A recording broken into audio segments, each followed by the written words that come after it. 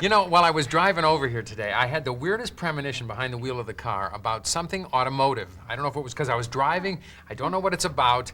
I'm hoping this little experiment I'm about to conduct will explain something. Scott, would you help me with this trick? Sure. Okay, this involves my business cards, and I want you to have one of my business cards, and I'd like to get one of yours. I'm going to place a bunch of them on the table here. And I'd like to see if this premonition I had has anything to do with the cards. I'd like to give you my card, as I said, so let's eliminate all of these cards except one, because I have a feeling that only one of these, I guess 9 or 10 cards here, is right for you. I don't know what that means, but we'll mix them up like this, and let's eliminate just in a random, haphazard fashion by doing it this weird way. I'll point to 2 of these cards, and then I'll ask you to eliminate one of the 2 cards I'm pointing to, and then we'll switch around and you point to 2, and I'll eliminate one of those, and then we'll go back and forth till we get down to 1 card and see what happens, okay? So we'll mix them up, and I'll start out by pointing to these 2 here. Which one do you want to eliminate? Okay, that's gone. Now you point to 2 cards. Great, I'll eliminate this one, and now I'll point to 2 cards, these 2. All right, that one's gone. Now you point to any 2. Great, and I'll eliminate this one, and now I'll point to 2. How about these 2 here? All right, that one's gone, and now you point to 2. All right, and that one's gone. Now I'll point to 2. How about these 2 here? All right, that one's gone, and now, of course, if you point to 2, go ahead. You don't have much of a choice, do you? I'll eliminate one. Now let's see if we can find out what this is the one we're going to hold on to, but let's look at these here that we eliminated. Now, I told you it had something to do with automotive. I'm going to confess, I wrote something on the back of these cards. I'm going to turn them over. You'll see I have the names and colors of various cars. That's a black Jeep Cherokee, yellow Chevy pickup, a red Honda Accord, a silver Chrysler LeBaron, a blue Nissan Sentra, etc. There's a few more, you can read those. Are any of these your car, No, Scott? No. What do you drive? A Gold Isuzu Trooper. Let's look at the one card that we came down to and see if that has anything to do with what happened right there. I'm so glad you drive that car. Now, if I can find 8 people that drive these, I can do this trick 8 more times. That's great.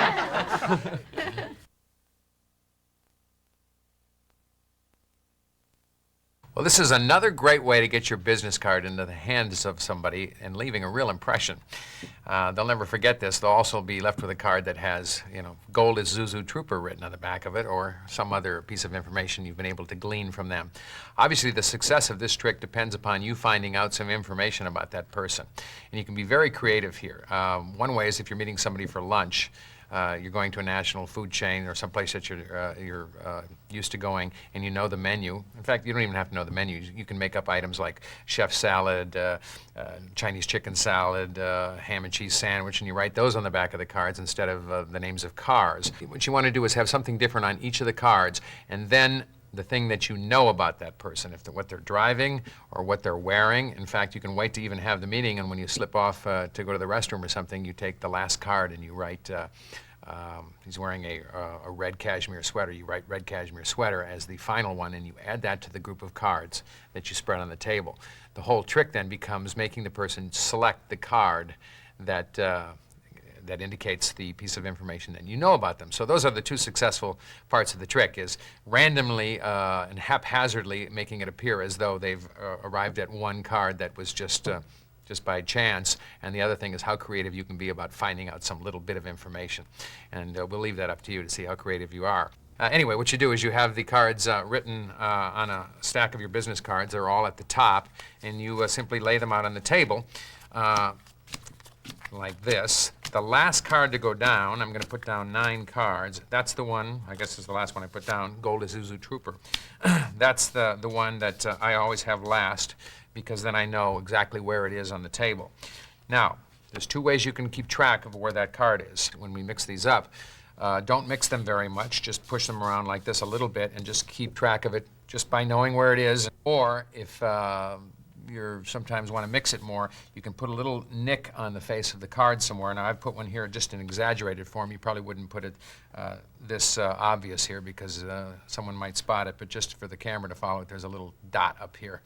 But actually, it doesn't have to be much smaller than that because they're seeing a whole lot of information on the table here. So you keep track of that, you mix them up. Now, there's 9 cards here. If I started out with an even number, it does make a difference. It just makes a difference as to who starts the process first. I always start out with odd because then I start first, and it's an easy way to remember it. I'm odd. And we all know that probably by now. So if you start out with odd, I start first. You simply explain to them that you're going to point to 2 cards. They'll eliminate one of those 2. Then you'll have them point to 2, and you'll eliminate one of those. The process is simply you always point to 2 cards that aren't the one that says Gold Isuzu Trooper on it. And then, of course, no matter what one they eliminate, it makes no difference. When it comes to be Tiffany's turn, if she points to any 2 cards and it's not the one that says Gold Isuzu Trooper, then you can eliminate anyone you want. If she points to the Gold Isuzu Trooper, well, obviously what you do is you eliminate the other one. So it's just constantly eliminating all of the cards that are not the one you want the person to have, mixing them up in between. It looks very random and very haphazard. And finally you'll get down to the 1 card, and you put that one there, and you say, well, we've got 1 card here. I don't know why, but it just seemed like one of these cards was more special for you. And you say, you know, I told you I had this premonition about automotive or clothing or what you were going to eat for lunch today. And then you say, all of these cards we eliminated. Black Jeep Cherokee, the tan Toyota Celica, the green Toyota, and then you go through them all, lay them on the table, and like I say, this can say chef salad, ham and cheese sandwich, omelet. You say, none of those you had for lunch, or none of those you drive. Why in the world did we get down to the 1 card that's the car that you drove here, or the thing that you ordered for lunch, or whatever? It's probably a much bigger surprise than it should be, but it does leave them a little fooled when they see this, and then you say, well, gee, I'm so glad that you drove that car today, and I hope we can do some business together. And they'll always remember that when they see that written on the back. Oh, yeah, that was that Larry Anderson. Well, he gave me that card. They'll remember you, believe me.